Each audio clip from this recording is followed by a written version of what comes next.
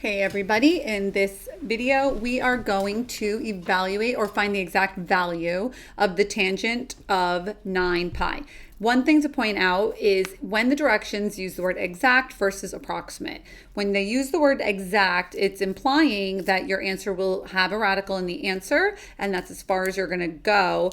And if it says approximate, it implies you will be using a calculator, getting a decimal and rounding, because you obviously cannot write every decimal point of an irrational number. And since most of our answers to these trig questions are going to have radicals involved because of the nature of it, they're usually irrational, which are non-repeating, non-terminating decimals, and there's no way to write down the entire decimal. So that's what radicals do for us. They represent the entirety of this non-repeating, non-terminating decimal number. Okay, so here we have tangent of 9 pi. So there's a couple ways to kind of look at this. I guess I could trace something. I didn't draw my circle ahead. So we're going to draw a big circle here. Now, everyone has their own way of doing this, but I, for one, find it very impractical when people find the tangent by finding the sine over the cosine, keep, change, flip, whatever the heck you want to call it. It takes forever. You mess up. It's ridiculous. It should be like times tables. It should be something that you memorize. And if you have to link it with a visual component to help you memorize it, then so be it. So what I'm going to do, I have a circle. This is going to be representative of my, unit circle. You should not need an entire unit circle drawn out in order to do this. So I am drawing in the XY axes. You want to make sure also it's like spacing is fairly decent. Now 9 pi, where the heck is 9 pi? It's not on the unit circle, but it is coterminal to the unit circle. Don't be a weenie, don't be a baby, you've got this. 9 pi, let's think about this. If this is where 0 is, that's also known as 0 pi. We're speaking radians when we're not using a degree symbol, it's radians. Whether there's pi there or not, it's radians if there's no degree symbol, okay?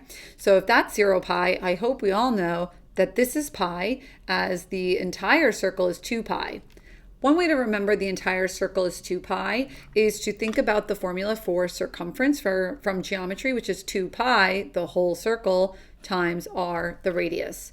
So you were using radians since you did the circumference formula back in geometry. So hopefully that helps you remember the whole way around is 2 pi, halfway is pi. Well, if you think about it, if you keep counting up by pi, that'll be 3, that'll be 4, 5 pi, 6 pi, 7 pi, 8 pi, 9 pi. Another thing to remember is that the left will always be odd pi and the right will always be even pi. Okay?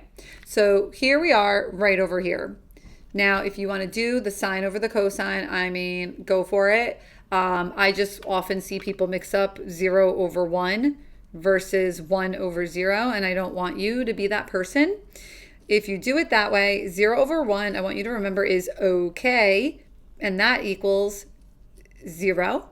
And if you're seeing 1 over 0, that is a no, and that is undefined.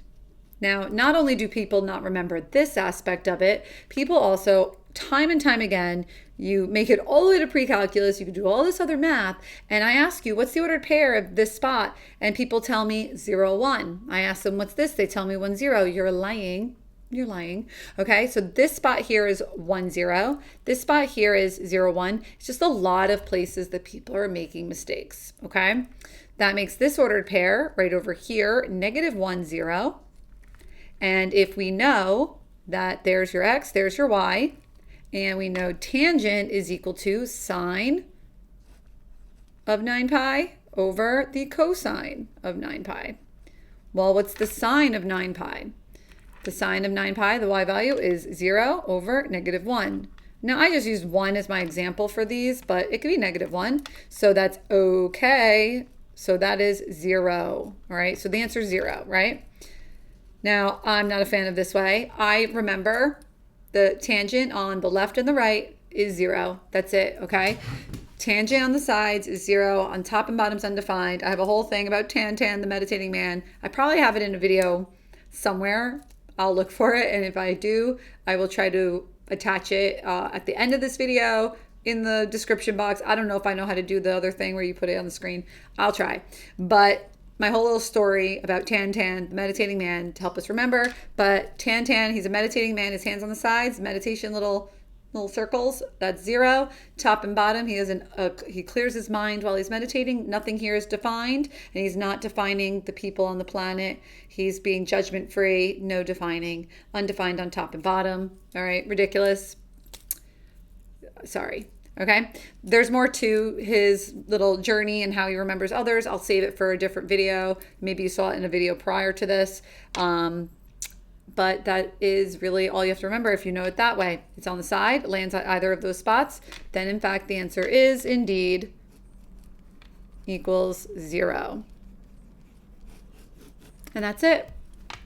Hopefully that was helpful. If you're confused, maybe watch it again. Maybe try another couple examples with tangent and cotangent and see how you'll do with them. And if you do it a different way or you want to explain it a different way, do that in the comments below. And if you feel fairly confident about everything, go ahead, thumbs up. If you're like, I got this, I'm confident. If not, go ahead, put a thumbs down so I get some feedback. Click through for the next example. And I hope you feel at least a little bit smarter after this video. Adios.